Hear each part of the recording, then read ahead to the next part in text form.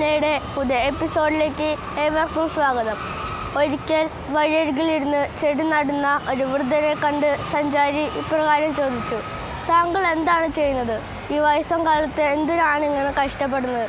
നിങ്ങൾക്ക് മരിക്കും മുമ്പ് ഇതിൽ നിന്നൊരു മാങ്ങ തിന്നാൻ കഴിയുമെന്ന് തോന്നുന്നുണ്ടോ? വൃദ്ധൻ സ്നേഹത്തോടെ മറുപടി പറഞ്ഞു: ഇതിന് ഫലം അനുഭവിക്കാൻ കഴിയില്ലെന്ന് എനിക്കറിയാം.